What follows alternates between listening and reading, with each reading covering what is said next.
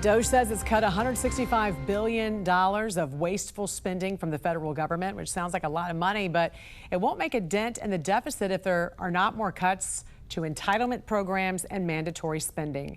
And joining us now is the Deputy Public Policy Editor of OpenTheBooks.com, Rachel O'Brien. Good morning to you. Happy Friday. Morning. Social Security, Medicare, and Medicaid right now takes up 60% of the federal budget. So give us some of the numbers on what's considered mandatory spending and also the increased interest payments. Yeah, so President Trump is spending taxpayer money 10% faster than Joe Biden was at this time last year, and that's due to mandatory spending. So since Trump took office, Social Security spending is up $32.7 billion. That's after a required 2.5% cost of living increase. And Medicare and Medicaid spending are up $29 billion. Interest payments take up 13% of federal spending. And the national debt, of course, will only continue to climb from its current level of $36.7 trillion. So the continuing resolution that Congress passed in March to fund the government, that's forcing the government to borrow an estimated $1.9 trillion. So another 13% of spending goes to defense. Trump says he wants to increase that.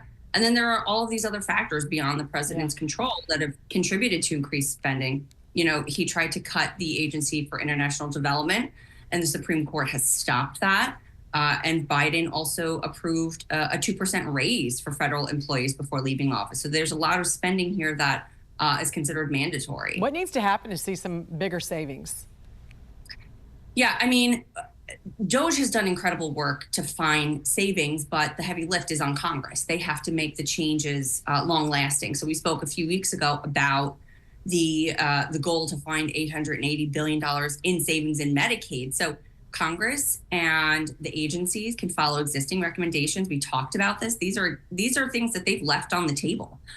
They can end billions of dollars in double payments to Medicaid insurers, make sure that does not happen.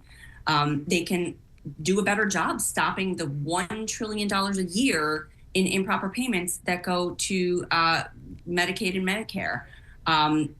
You know, they can improve Medicaid demonstration waiver process. That is wasting billions of dollars a year. So that doesn't even include Social Security. That's just Medicare and Medicaid. So we say these words over and over again, you know, cutting waste, fraud, and abuse, because it bears repeating. There's a lot of savings being left on the table, and Congress doesn't need to reinvent the wheel to find those savings. Meantime, President Trump did release his fiscal year 2026 budget, and that was done late last week. So give us some of the key highlights on that.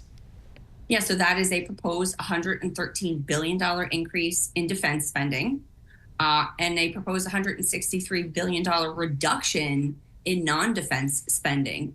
It is a $1.6 trillion budget that's exactly the same as the last two Biden budgets. So we're talking about these cuts. We're talking about the DOGE savings that they're finding, and it's still the same as the last two Biden budgets because of this mandatory spending. So, you know, as our CEO at Open the Books has said, Congress ought to treat the White House's suggested cuts as a floor, not a ceiling, because we're still where we were the last 2 years. All right, Deputy Public Policy Editor of OpenTheBooks.com, Rachel O'Brien. Thanks for joining us. Have a great weekend.